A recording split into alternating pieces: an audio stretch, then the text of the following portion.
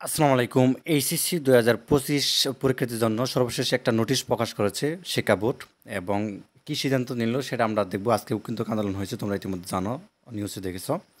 আচ্ছা, সর্বশেষ যে নোটিশটি আসলে বা বিজ্ঞপ্তি প্রকাশ করেছে, তো এখানে দেখো, এখানে বলা হচ্ছে এইচএসসি ২০০০ পরীক্ষা ২০২৫ বিজ্ঞপ্তি।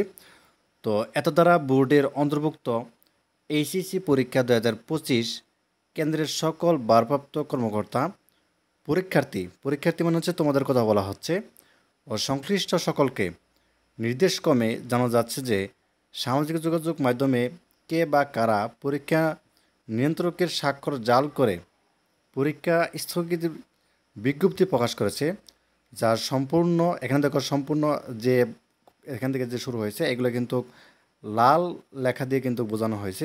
খুবই ইম্পর্টেন্ট, খুবই গুরুত্বপূর্ণ। ঠিক আছে। আচ্ছা, ইতিমধ্যে অবগত আছে যে গত বছরের মতো এবছর আমরা এইচএসসি ২০২৫ ব্যাচের জন্য বিজ্ঞান, মানবিক এবং ব্যবসা শাখার জন্য অল সাবজেক্ট শাসন দিচ্ছি। মূল্য মাত্র হচ্ছে ১৫০ টাকা। তো পিডিএফ আকারে তুমি হোয়াটসঅ্যাপ এই মধ্যে কিন্তু সহজে নিতে পারবে। তো একেবারে শর্ট সাজেশন, ঠিক আছে।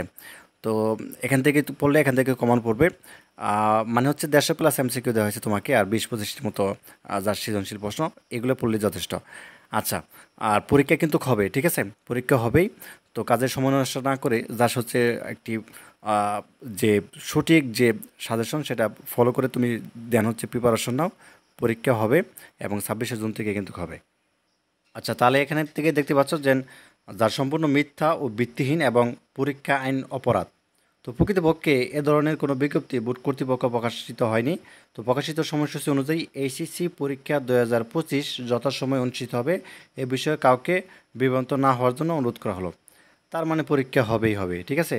আর কোনো লাভ নেই, আন্দোলন যতই করেছো, তো পরীক্ষা হবেই। এটাই হচ্ছে সর্বশেষ আপডেট বা নোটিশ। ধন্যবাদ।